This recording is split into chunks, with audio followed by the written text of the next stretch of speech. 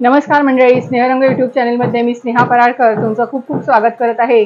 आपल्या दिवाळीच्या रेसिपी चालू आहेत आणि आज आपण चकलीचा प्रकार दाखवणार आहोत आणि की पटकन होणारी चकली। जर आपल्याकडे भाजणी नसेल तर आपण कशा प्रकारे चकली करू शकतो तर ते मी तुम्हाला दाखवणार आहे।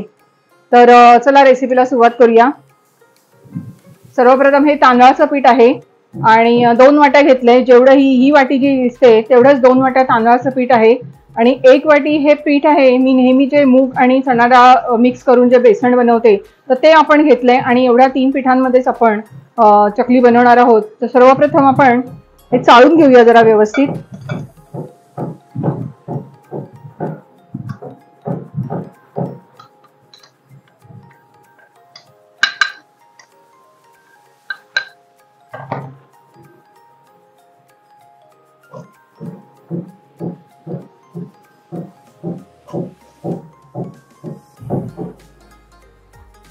आपण हे बेसन पण चाळून घेऊया।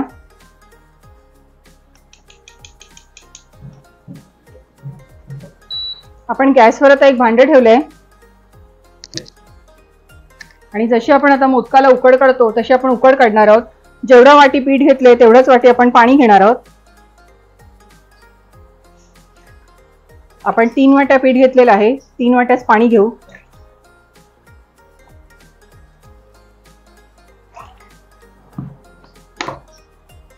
सर्व मसाले आधी आपण प्रथम घालून घेऊया। चवीनुसार आपण मीठ घालू याच्यात। पिठाच्या अंदाजाने मीठ घालूया। एक अर्धा चमचा मीठ लागेल आपल्याला।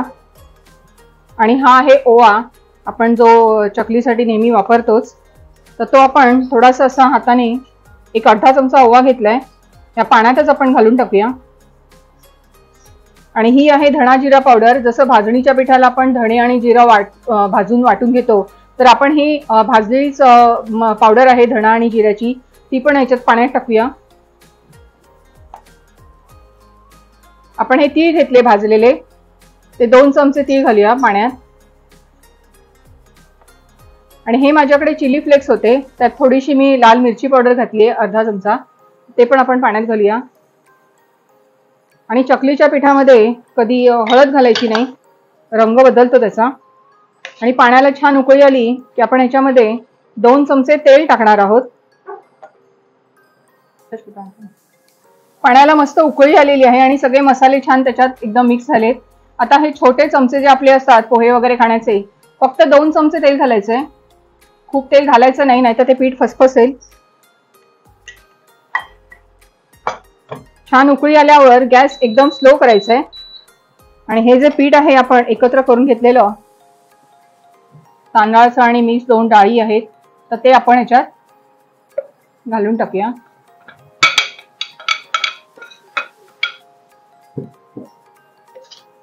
छान फक्त एकत्र करायचंय आणि आता याला झाकण ठेवून आपण वाफ काढायची, गॅस काढून टाकायचा आपण नंतर।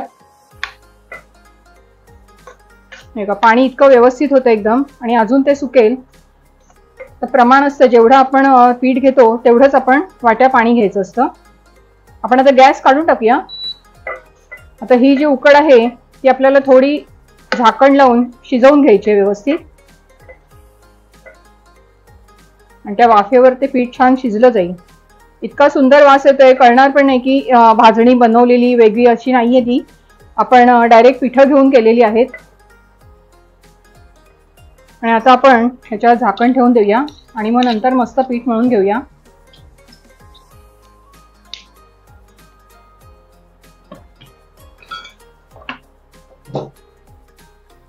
एक 10 मिनिटं झालेली आहेत आणि छान वाफवलं जातं पीठ, त्याच्यामुळे घाई करायची नाही।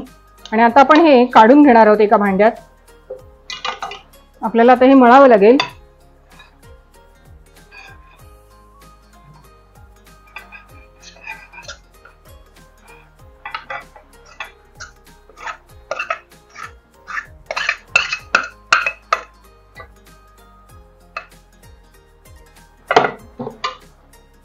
आपण हे कशाने तरी आधी व्यवस्थित मळून घेऊया।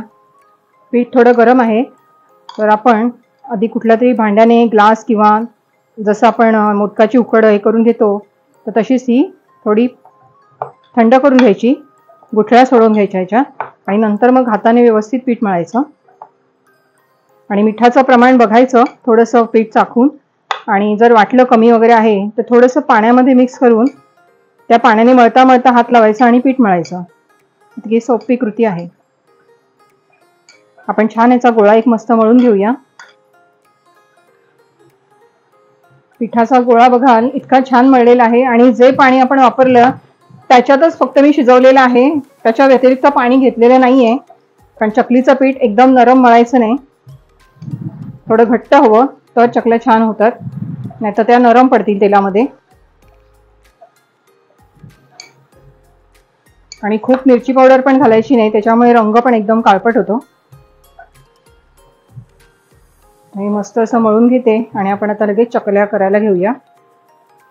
येतोय चकलीचा साचा आहे, सोऱ्या पण म्हणतात त्याला. तर ह्याला आतून पहिलं तेल लावून घ्यायचं, आणि हा चकलीचा आपला गाळणी असते ती टाकूया याच्यात. आता ह्यातला एक गोळा घेऊया. थोडंसं तेल लावलंय मी हाताला, आणि ह्याच्यामध्ये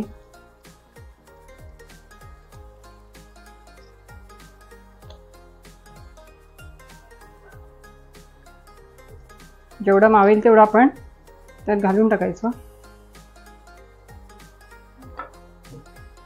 ते परत परत उघडून भरायला खूप कंटाळा येतो, कारण हात एवढे भरभटून जातात. तर जेवढं जाईल तेवढं आपण टाकून जितक्या चकल्या होतील तेवढ्या करून घेऊया. एका बाजूला मी तेल तापत ठेवलंय, आणि ह्याचं कसं असतं, चकली जेव्हा आपण टाकू तेव्हा गॅस फास्ट पाहिजे, आणि नंतर मग स्लो करायचा थोडा. पण टाकताना चकली आपल्याला फास्ट ठेवायला लागतो तो.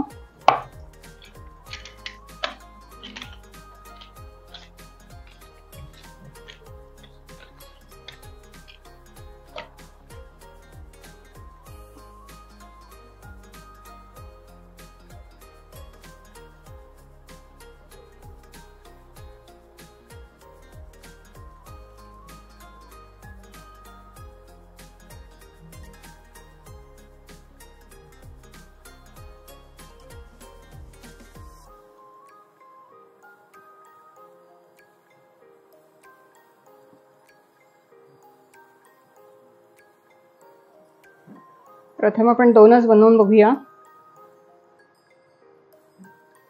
आणि हे असं उलटं परत फिरवून ठेवायचं, म्हणजे पुन्हा इथून बाहेरून येत राहत नाही पीठ. तर ही याची एक ट्रिक आहे. आता थोडंसं आपण तेल तापलंय की नाही बघूया, आणि गॅस मी फास्टच ठेवलाय. पीठ थोडं वर आलं की आपण चकली टाकायला सुरुवात करूया. अजून इतकं तापलेलं नाहीये, कडकडीत झालं पाहिजे चांगलं.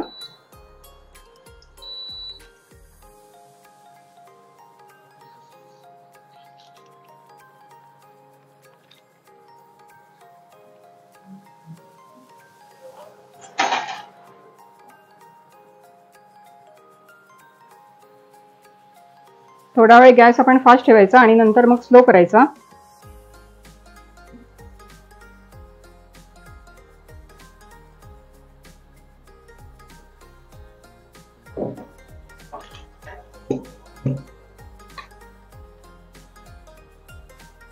अजिबात मोडल्या गेलेल्या नाहीयेत बघाल तुम्ही. आणि आता आपण गॅस कमी करायचा, आणि ते आतपर्यंत शिजली गेली पाहिजे व्यवस्थित.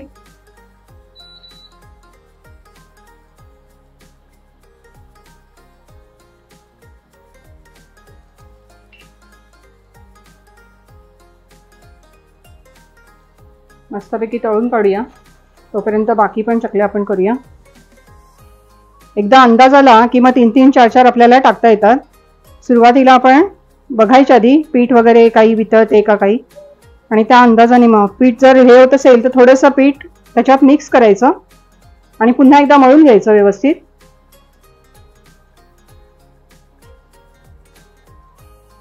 आता चकली झाली हे कसं ओळखायचं, तर ह्याचे बुडबुड जे असतात तर ते कमी होत जातात. आणि हे बघा अगदी शांत झालेली आहे. या स्टेजला आपण काढून घ्यायची आणि टिश्यू पेपरवरच काढायची ती, की तेल पूर्ण निथळलं जाईल. खूप सुंदर कलर पण आलाय बघा.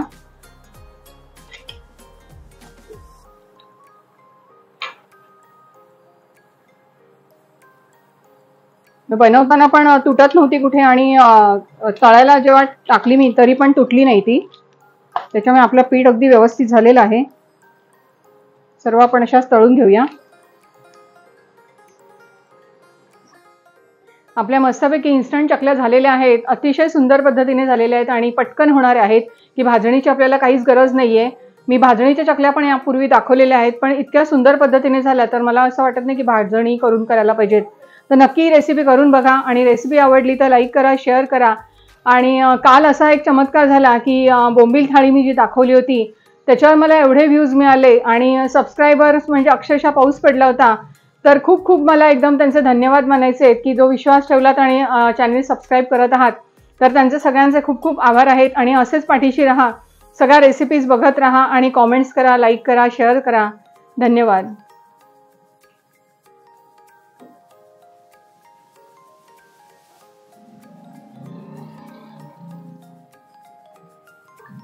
आपण एक चकली तोडून दाखवूया कशी झाली ते. हे बघा, इतकी कुरकुरीत झालेली आहे.